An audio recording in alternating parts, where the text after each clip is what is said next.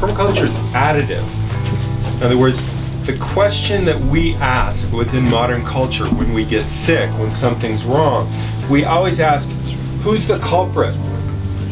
Who screwed this up? It's subtractive. We're looking for the villain. And we got to pesticide it, we've got to eradicate it, we've got to take something out. The question that permaculture asks is, what's missing? Completely different question. This is like, it's an additive philosophy. So what fascinated me was that the Fibonacci series is additive. It starts with 0, which I also love. The third number is actually 1. The fourth number is 2. Then we have 3. Then we have 4. We have 8. We have 13. Okay, and on. But you can see that the foundation, the very calculus of this, is that it's additive. The last two numbers add together to make that one. Those two numbers add together. This is the way things grow organically. If you draw this, if you make a square that's 1 by 1, if you start here, and then you go and you make a square that's 2 by 2, and you make a square that's 3 by 3, and you make a square that is, I'm terrible at drawing, 5 by 5, and you make a square that is 8 by 8. This is the way things grow. They add exactly to themselves according to what they've had before. And this is seasonal or generational. Okay? Now, the amazing thing with my drawing, you're not going to hardly be able to see it, but if you connect these points, you get a perfect nautilus spiral. It just keeps going. So the patterning within this is the mathematics for the patterning of nature. And the important point here is that the calculus of it is additive.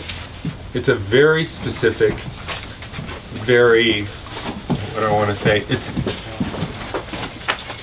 unfailing. This is, and you've probably heard of all the ways that you will find this in nature. You find it in the number of petals on a daisy.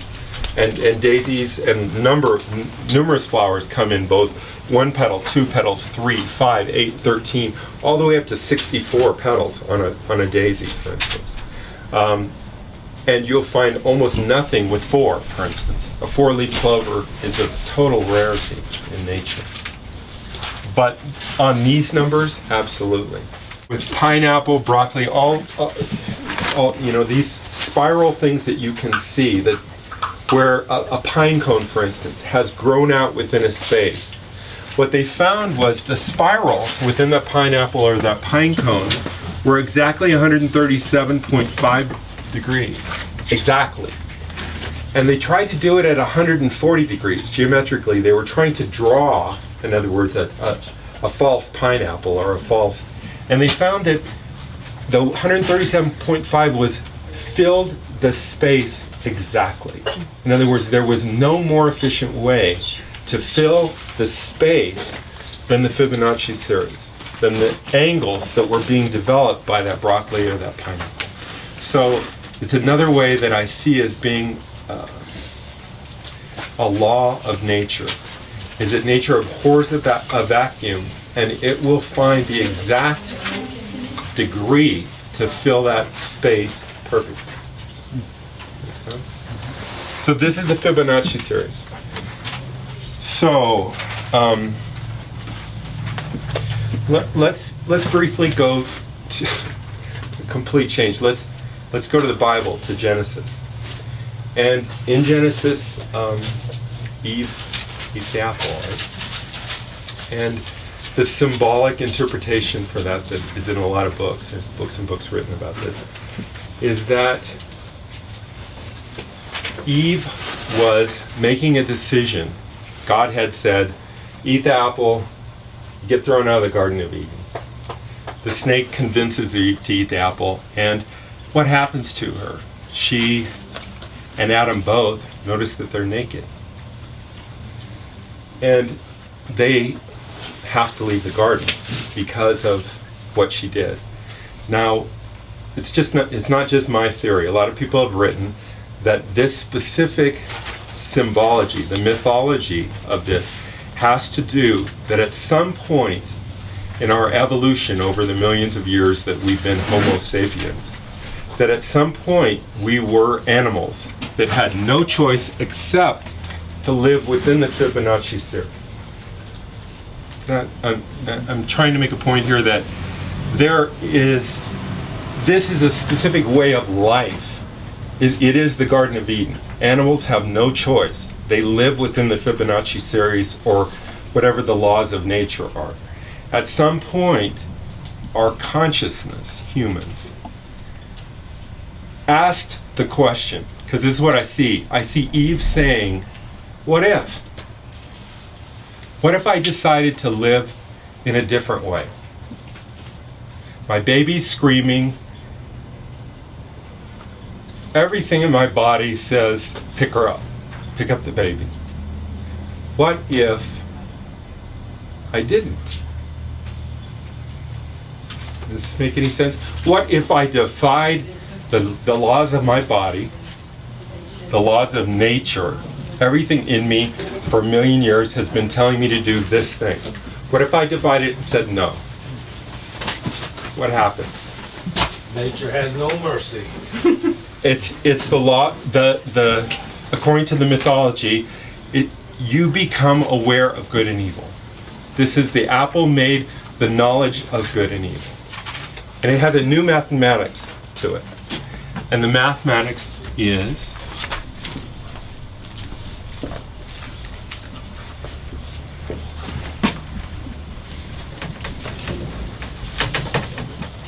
do you know what I'm doing? Obvious by now. Exponential growth. It's exponential. So this is a new math. Wow. And what is this math like? What happens under this math? It's really fast. It's very fast. So when you take a bacteria and you put it in a pure corn syrup agar solution, what does it do? Instantly, almost, because this is generational. It goes from 1 cell to 2 to 4 to 8. And what happens? The graph, the exponential graph, is actually fairly slow, and then it hits a knee, and it goes like that. So it begins consuming its environment within the petri dish. Once it hits this knee, it's going hell-bent for leather. It's consuming mass quantities of the solution that's giving it life. And finally, just like a cancer, it outgrows its environment. Using this, it crashes. The whole system crashes.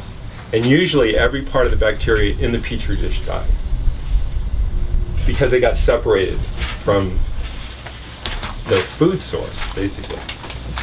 So, but it's living at this speed. This is a speed of living. When I talked about these two houses, and I complained that I can't, Roxanne will ask me, why do you have to use whatever I'm using? Because she likes a wheelbarrow lined with, and I'll go, because it takes too friggin' long. It's like, I can't be hiring people, at X dollars an hour, and I have to go faster than this. I don't have 2 years to build a house. And my workers can't afford for me to pay them $2 an hour, because they're all living at this speed. We're all living at this speed. Does anybody have problems with movie trailers? I think the young people don't. But I have to say, as an old person, I can't fucking take it in. I'll sit there in front of the trailer and they're flashing the images so fast at my brain. I don't get it. It's like I'm blinking. And my son is sitting next to me going, Dad, what's your problem? But I think his brain, actually, I'm saying this is a brain thing. That the brain is actually evolving, I'll use that term, to function at a speed that's faster than we used to. I'm only 56, and I'm already outdated model. So, what's driving this? This is the question now. We can go through history and answer this question in numerous ways. I've heard that just modernizing agriculture so that instead of just being hunter-gatherers, that we became farmers that could farm, and then farmers of large plots of land. And fairly accurately, I've heard that the birth of kings and queens and specialized labor was totally ridden on the backs of the slaves that were farming the fields. Before organized agriculture, everybody had to hunt. There was no room within the culture to specialize. And on through these centuries until we have got to the point that we discovered oil. Now, I just read something totally cool. A 55-gallon barrel of oil, this big, has a certain amount of kilocalories of energy in it. The amount of kilocalories is equal to, you can measure this exactly, 11 years of human labor. 11 years in a 55-gallon thing. And Americans, on average, use over 60 barrels of oil a year. If you figure our gasoline, our food getting here, our concrete trucks, everything that we use over 60 barrels a year. So we have multiplied our effort. In other words, the amount that we're able to accomplish by a matter of, my math isn't that good, 60 times 11 years. 660 years. I have the ability in 1 year to use 660 years of human labor. And that's just one person. That's just one person. 1 year. That's crazy. And we have 350 million in the United States, and now the world is all following our lead. China and India are gung-ho to become the next 60 barrels of oil. This paradigm, this speed is what we're changing to. This is the point. This is the speed that we were at, I don't know when. Okay? Certain indigenous peoples, certainly recently, were at this speed. This is the speed of modern man. And when you combine that, the speed is actually driven by the petroleum. In other words, if you look into almost any part of your life, I can't build this house. I'm going to build this house, I hope, in 6 months. I can't even approach that. This is with, 5 people working on it. To build this house, to make each one of these bricks, it's years with a few people. So the speed that I'm accomplishing and what I'm able to accomplish is gigantic. What's the cost of changing from this paradigm to this paradigm? Well, one of the costs that we're facing hugely right now is global warming. And if you multiply each of us times 6,000 per year, it's no wonder that we're able to move at this speed and be able to cause this amount of effect on the environment. We are the bacteria in the petri dish. This is the point. We are using up the available environmental, and we're doing it on this scale. We're doing it. We did it. This is the discovery of oil, possibly. This is back in the 1800s. This is through, and we're here. There's no question that we may be here. We've taken this paradigm almost to its limit.